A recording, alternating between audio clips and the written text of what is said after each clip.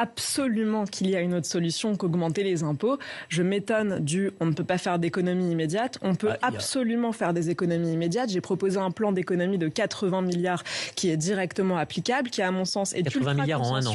Vous trouvez 80 milliards? C'est juste un plan d'urgence. Il faut aller beaucoup plus loin. Aujourd'hui, ce qui vient d'être fait dans le budget actuel, c'est que vous avez plus 50 milliards plus 49 milliards de prélèvements obligatoires supplémentaires. On dit que l'Assemblée est bloquée, mais dès lors qu'il s'agit de s'entendre pour inventer des taxes et pour les voter, là, tout le monde s'entend.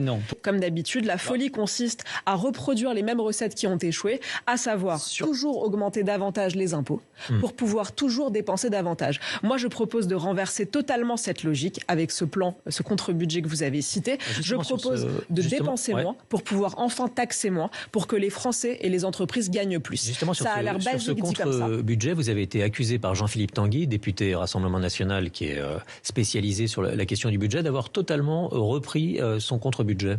Alors je vais vous laisser juge puisque vous êtes des observateurs fins de la vie politique et vous me direz si vous trouvez une ressemblance entre ce que je viens de dire et ce que dit le Rassemblement National. Peut-être qu'autour de la table, vous avez lu le contre-budget du Rassemblement National? Oui, je l'ai lu. D'accord, donc vous avez vu qu'ils y ont inventé 8 nouvelles taxes? Alors, oui, il y a des taxes, effectivement. Ouais. Pour vous, Monsieur Tanguy, que vous avez cité, c'est un homme qui a dit à la télévision « Grâce à nous, les promesses du Parti socialiste vont être respectées ». Je peux vous rassurer, jamais de ma vie vous m'entendrez dire une phrase pareille. Donc pour piller quelque chose que je critique parce que je me sens à l'exact opposé, il faudrait quand même être sacrément schizophrène et c'est pas mon genre. C'est pas un face-à-face avec le RN, c'est toute la classe politique qui a voté pour plus d'impôts et pour plus de dépenses. Ma philosophie est tout autre. Donc je vous ai dit, il s'agit de dépenser moins pour taxer moins pour que les Français gagnent plus. Ça a l'air d'être basique et enfantin même dit comme ça. Je pense que certains de vos auditeurs se diront que c'est tout à fait logique de réfléchir comme ça. Et pourtant c'est la seule solution qu'on n'a jamais essayée.